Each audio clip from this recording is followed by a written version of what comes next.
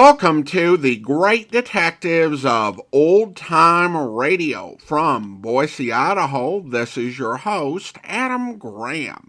In a moment, we're going to bring you this week's episode of Broadway's My Beat. But first, I do want to encourage you, if you're enjoying the podcast, please follow us using your favorite podcast software. And today's program is brought to you in part by the financial support of our listeners. You can support the show on a one-time basis using the Zelle app to box13 at greatdetectives.net or become one of our ongoing Patreon supporters for as little as $2 per month. Go to patreon.greatdetectives.net. But now, from July 10th, 1950, here is the Frank Briscoe murder case.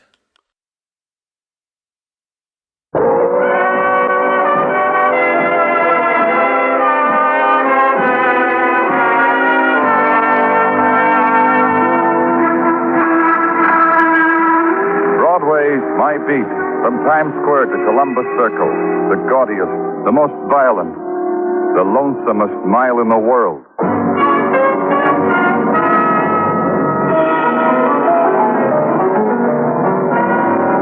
Broadway's My Beat, the thrilling drama of murder and mystery and the people who walk the Great White Way, with Larry Thor as Detective Danny Clover.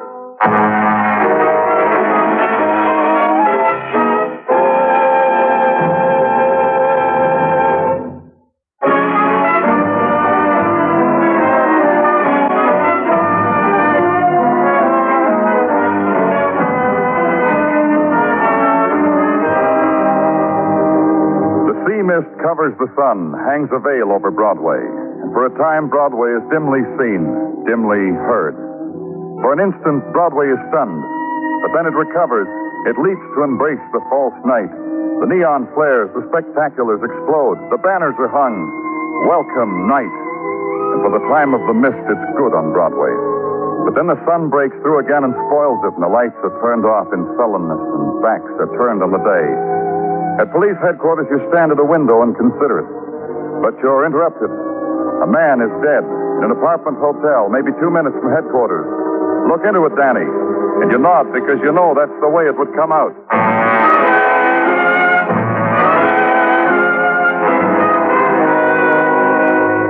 It takes 2 minutes. You know that because when you get out of the elevator, a man is standing there with a watch in his hand.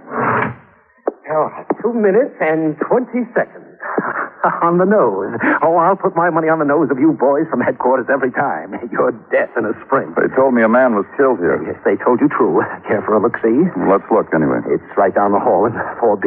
Come along, fella. Here we are, fella.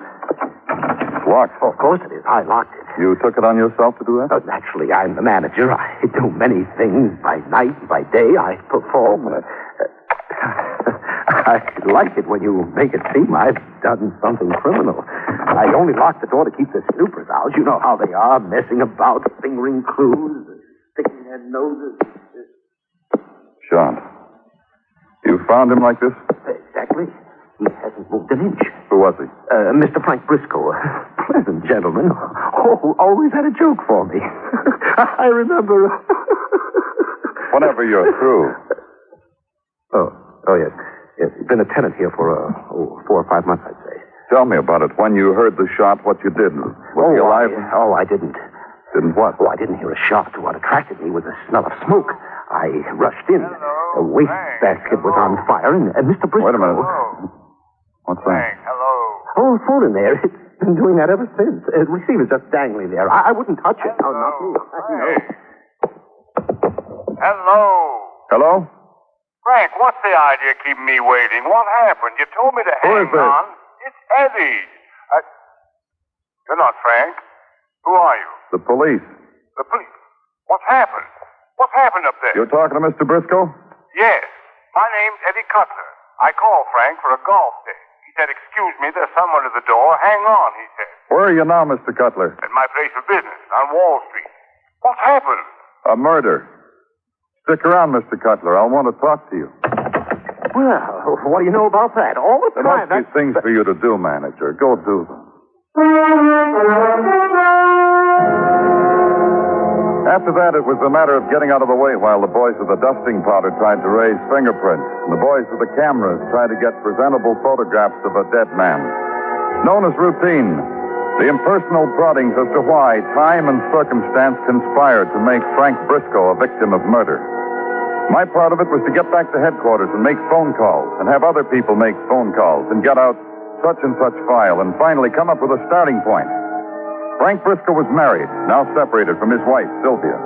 More phone calls and prodding. Sylvia managed an employment agency in the Empire State Building, an agency for executive placements only. I went there. Please sit down. Thank you. Ms. Briscoe. Smoke if you like. Relax. I'm from the police, Mrs. Briscoe. Oh? Name? Danny Clover. Well, let me understand you. If you're working now, why do you come to see me? Because of your husband. Why ruin a sunshiny day? Look at it out there. People drowning themselves in it. Your husband's dead. Don't let me stop you. Have your reaction, and we'll talk. It's funny, you know.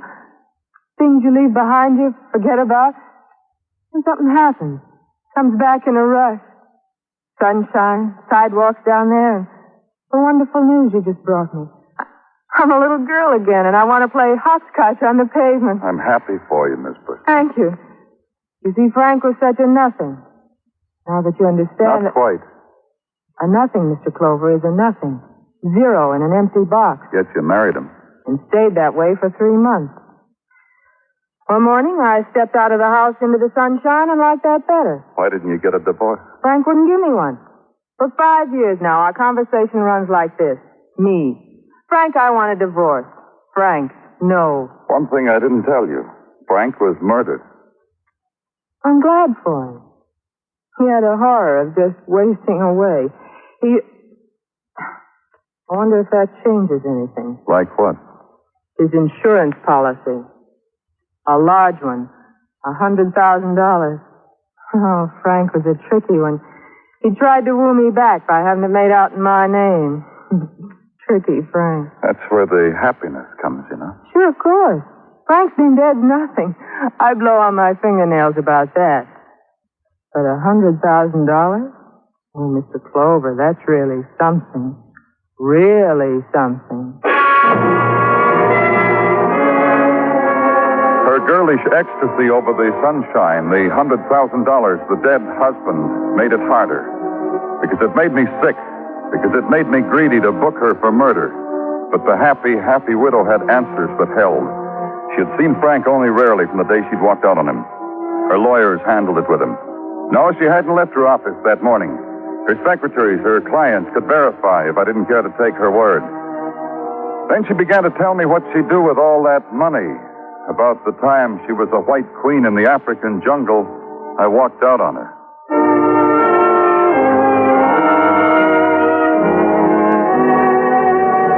Then the search for a kind word over a dead man.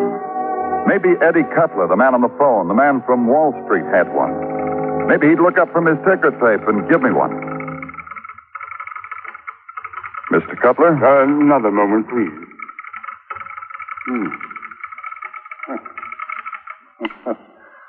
I wish I could let you in on this one. Now, if you retain me as your investment broker... About Frank Briscoe. Just one more minute. I can't let this get away. My clients come first. Pete, will you Put get that me... phone down. I say... Put it down. Your clients will have to do without you for an hour, maybe longer, maybe for days. Well, I was only... All right. Pete, I'll call you back as soon as I'm rid of... Yeah. Now, just what is it you want of me? I told you. Oh? Oh, yes. But Frank. Poor Frank. Now, who would have dreamed... Dreamed what, Mr. Cutler? Isn't it plain that he'd be murdered? Die like that. You play golf with a man, you don't expect things like this to happen to him. Not to your golf buddy. How well did you know him? About that well. He'd call me, I'd call him. We'd arrange a little match for drinks. As a matter of fact, I was just calling him when... Oh, was it you I talked to on the phone in Frank's apartment? Yeah. I thought your voice sounded familiar. You pardon me for saying so, but you have a very pleasant voice. Mrs. Briscoe, do you know her? I never had the pleasure. Frank told me a lot about her, lots of times. No, I never had the pleasure. Anything else? Yeah, the phone call you made to Briscoe. Tell me about that. Well, I already did when Tell me again. Did you hear a shot after Briscoe asked you to hang on? A shot? No. I did hear a door open and muffled voices, nothing intelligible. And then there was a funny kind of noise, a kind of a pop. Mm-hmm. After that, well, you know about after that. Anything else? Yeah. You. Are you glad Frank Briscoe's dead? Am I glad? Oh, what a question. What a thing to say to a man. Just thought I'd ask. Try the ticker tape, Mr. Cutler. Maybe that'll console you.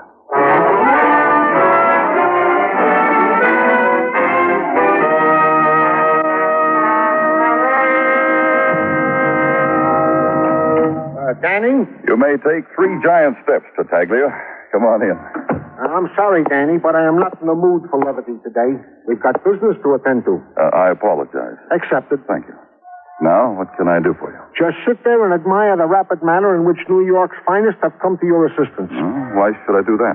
Because I have in my hand a complete report of the dwellers who dwelt on the same floor of the apartment house in which Frank Briscoe was found deceased. Well, I'm proud. Tell me about it. Roger. Wilco. And there's not much to tell. But you'll tell me, huh? Only this, Danny. There were 3 other denizens of that floor. Mr. and Mrs. C.P. Meston, who are living there for nigh on to 13 years and who are no trouble at all. Huh?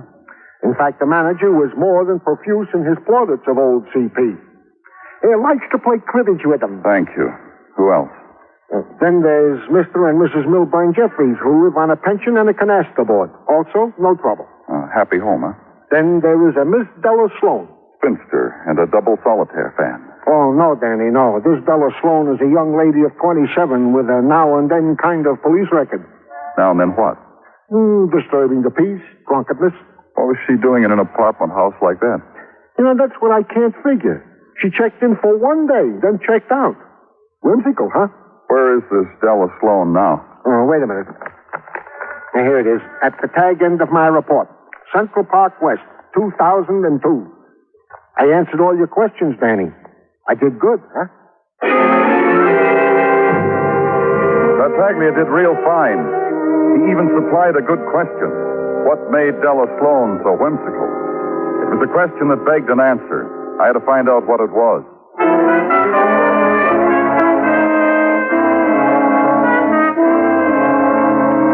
The address on Central Park West was a study in red brick respectability, overlooking the park, neat, scrubbed, and peaceful. A gray-haired man at the desk smiled and told me Miss Sloan lived on the 3rd floor and said that was just to the left of the elevator, sir.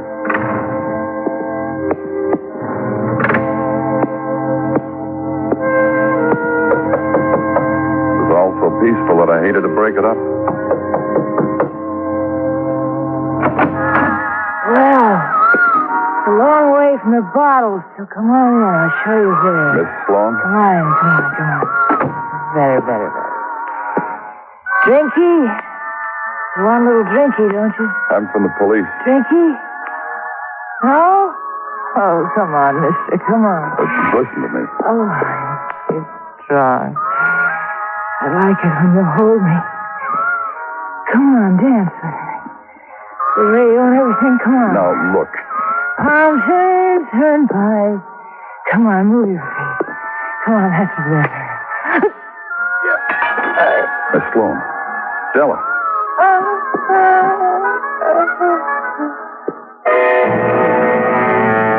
She went limp in my arms and her head fell downward against my chest. Like a tired dancer when the night's dancing is through. But the bullet hole in her back gave the setting another texture. There was no tiredness in her face, only the expression that is suddenly and forever caught in an instant of time. Della Sloan was dead. Della Sloan had been murdered.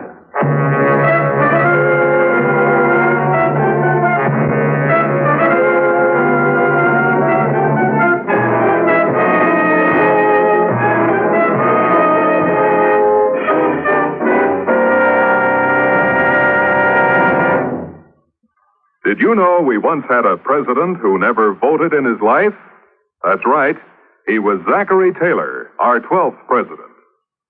It seems that Taylor joined the Army when he was in his early 20s and stayed in the service until just before he was elected president.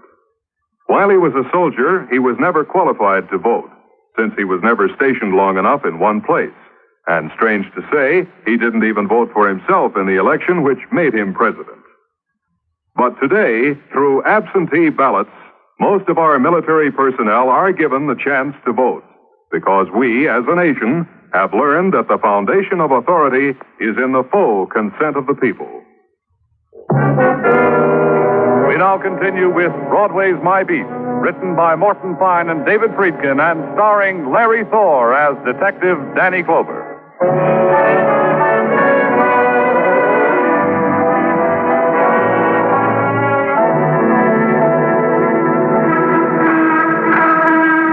When the trade winds blow in from the Hudson and summertime comes to Broadway, it's a season of rare enchantment.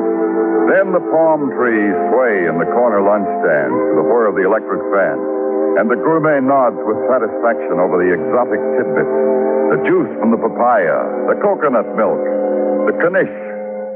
And Broadway lolls in its island paradise to a native tune entitled Hoop-de-Doo, and occasionally glances at the newspapers from the mainland. Man murdered in an apartment house. What the beachcombers hadn't found out about yet was about me. Woman shot to death while dancing with policemen.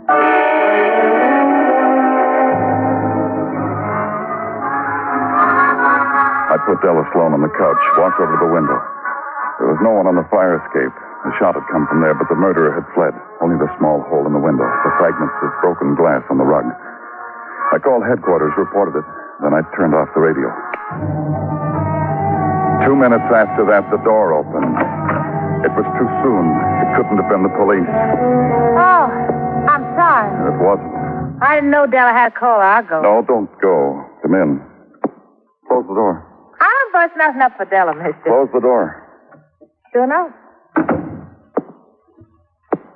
Hey, what's the matter? I'm a policeman. Oh. Hey, look at Della with you out again. Who are you? I'm Della's roommate, Gino. Now look at here, Della mister. didn't come home last night, did she? So? Did she? No. I'm trying to tell you, I'm a hard... Why wasn't she home? All right. Let's go to headquarters, Betty. Mister, wait a minute. Yesterday afternoon, Della had a phone call, and she wasn't in, so I took it. I gave her the number when she came in a few minutes later. That's all I know. What number? I guess it's still here on the pad. Yeah, here. Here it is. Thanks. Here. Well, you want some help with Della? I know what to do. Come on, sugar. Wake up. Betty. Hey, mister, you better give me a hand with the clothes, huh? She's dead, Betty. Murdered. Murder? Hey, what is this? Hey, you got the wrong idea. I didn't do it. What?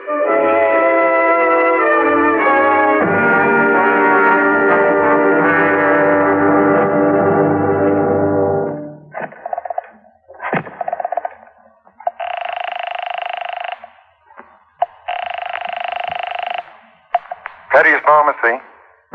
Petty's Pharmacy. Joseph Petty, pharmacist speaking. Your order, please. Where are you located, Mr. Petty? 1654 West 12th. Right next to the mobile gas station. You can't miss it. And hurry down for the 1 cent sale. This is the last day, you know. We're about to close. Many I'll wonderful... do that, Mr. Petty.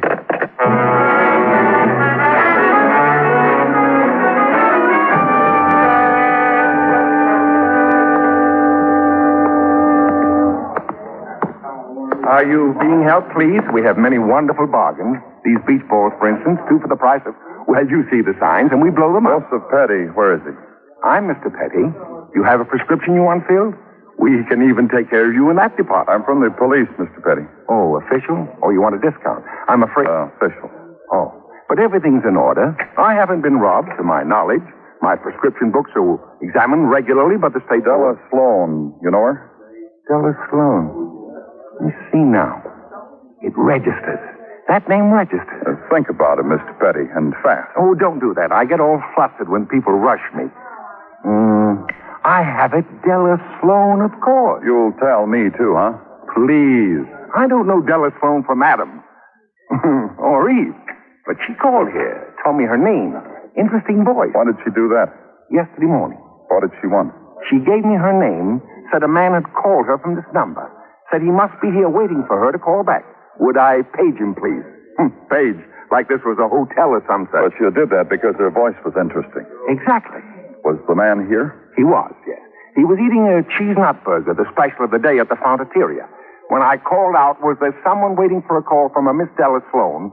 He put down his nut-baked burger and said he was. Thank you. That's as far as I ever got with Miss Della Sloan. Who was the man? I haven't the vaguest. Except I gathered he was a friend of one of my sometime customers. Who would that be? Mrs. Sylvia Briscoe. She comes in here, as I said, sometimes for a tonic or a special. You said you thought they were friends, the man and Mrs. Briscoe. Why? Because yesterday, when Mrs. Briscoe walked in, the man got up from the soda fountain, tipped his hat to her, and talked quietly. From my observation of the world, friends do that. You know another reason? No, I don't, Mr. Petty. I really don't. After that, there wasn't much of the day to work in. I called on Mrs. Briscoe, but she wasn't home. Then I phoned headquarters and found they'd released Betty Owen. Her alibi that she'd spent the whole day with friends checked. Then I went home for some sleep.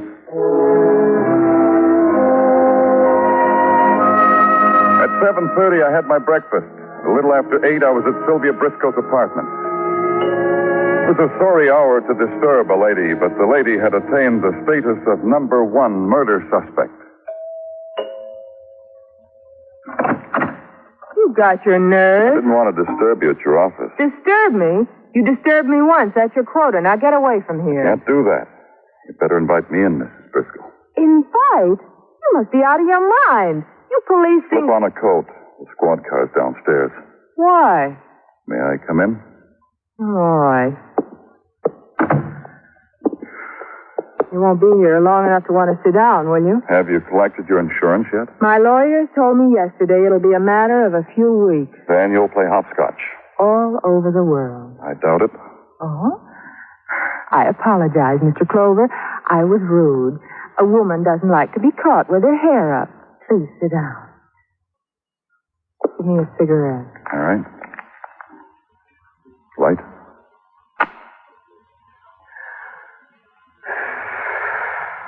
What have I done? You tell me.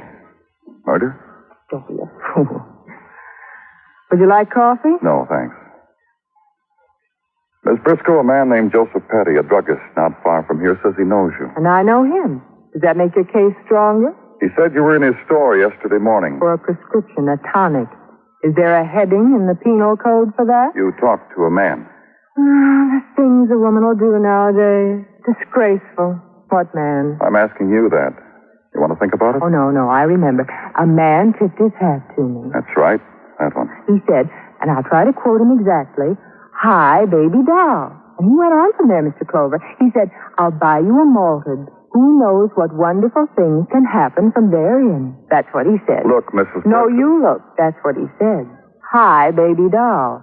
Well, I've been taught a defense against that. I flounced my bustle, pointed my thumb, and said 23 skidoo.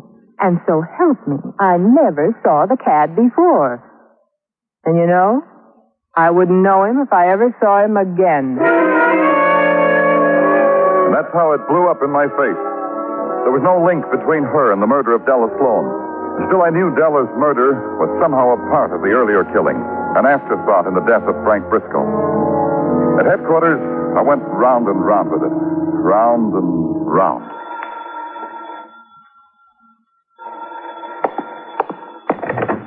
Yes? Tartaglia, Danny. In the matter of Della Sloan, we have been digging through the records and... And what? Not much, Danny, but I will give you a rundown. There may be something you can glom onto. Can you come with me for a minute? Hold on, Tartaglia. What do you got, Muggavan? Lab boys have got the pictures developed of Della Sloan. Her apartment, the fire escape, things like that. Want to take a look? Yeah, let's go. Hey, Danny, I heard that. Who you going to take care of first, me or him? Him, Tartaglia. Call me back. Come on, Muggavan. I don't know if there's anything in the pictures, Danny, but you being there at the time, they might have a message for you. Yeah.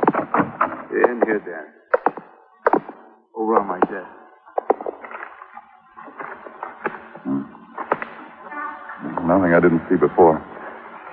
Take 'em back with me, though, okay? Sure, take 'em.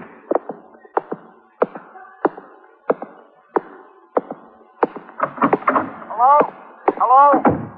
Hello? I know you're there, Danny. I heard you walk back into your office. Come on, answer me, Danny. I'm sorry, Gino. I thought I hung up. The phone must have slipped off the hook. Wait a minute. Say that again. Huh? Hello? Hello? Hello? Is that what you want me to say? You've been hanging on the phone all this time? Yeah. You told me, hold on, remember? Now, about Della Sloan. Hey, do something for me. Call this number. What number? Walker 8671. Walker 8671. Tell whoever answers it's no good. The insurance people won't pay off. You got it? Yeah, I got it. But, Danny, what does it mean? Right now, Tartaglia. You got the whole day to worry about what it means. Car 26. Car 26. Over. Go ahead, 26. Suspect just left the building, Danny. Entering a cab. Tail it. No siren. Okay. Car 26. Still with us, Danny? Yeah. Go ahead. Cab is now entering Grand Central Overpass. Maybe you better put someone else on with us. We might lose it. Okay. Keep on it. Danny? Over. Go ahead. Suspect entered apartment building on Madison. Shall we take him? No. Just relax. I'll be right up.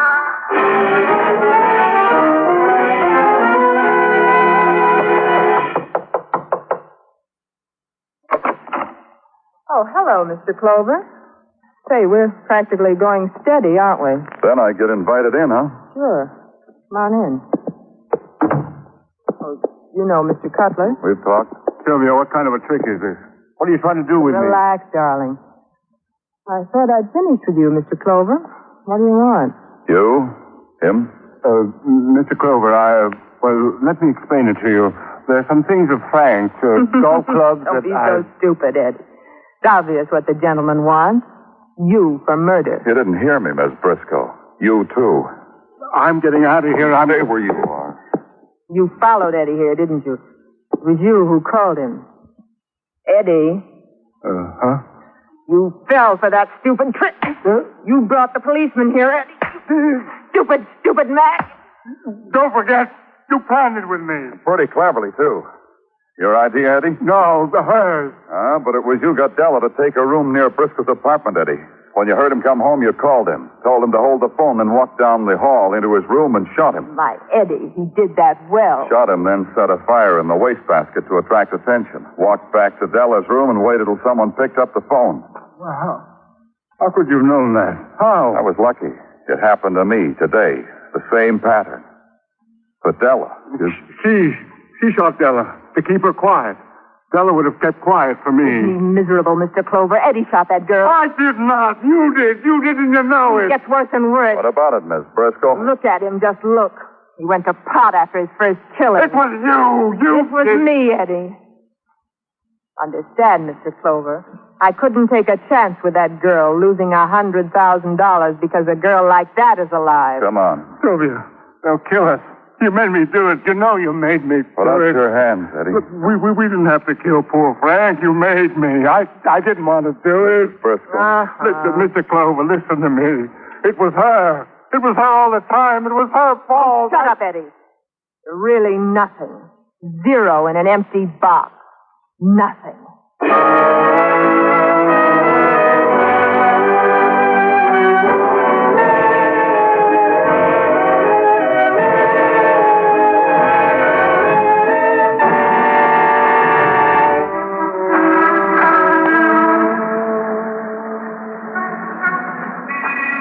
In the minutes before the dawn, Broadway lies huddled in a dreamless sleep. The silent street is part of it. The long, blank night. The time of no stars. The muted wind. And from far away, the whispers.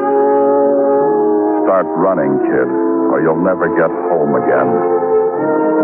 It's Broadway, the gaudiest, the most violent, the lonesomest mile in the world.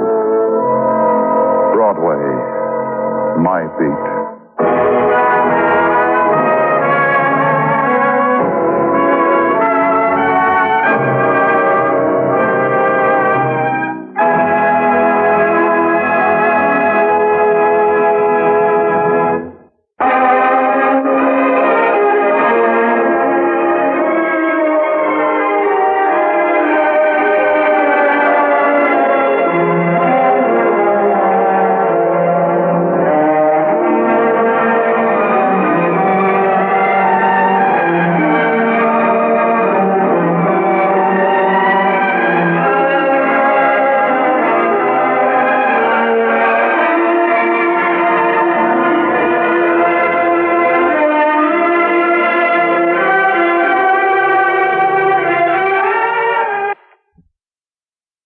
Welcome back. A good episode. Let's give credit to our brazen murderess. She was right to be annoyed by Danny's second visit. He was way too overconfident and cocky for the hand he had.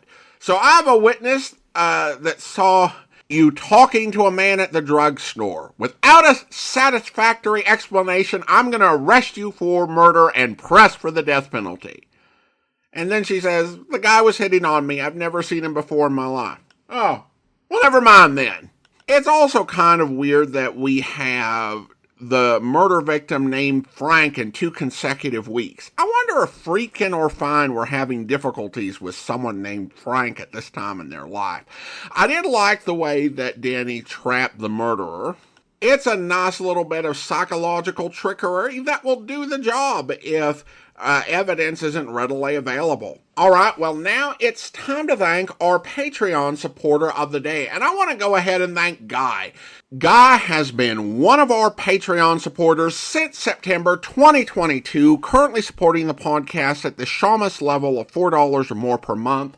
Thank you so much for your support, Guy. And that will do it for today. If you're enjoying the podcast, please follow us using your favorite podcast software, and be sure to rate and review the podcast wherever you download it from.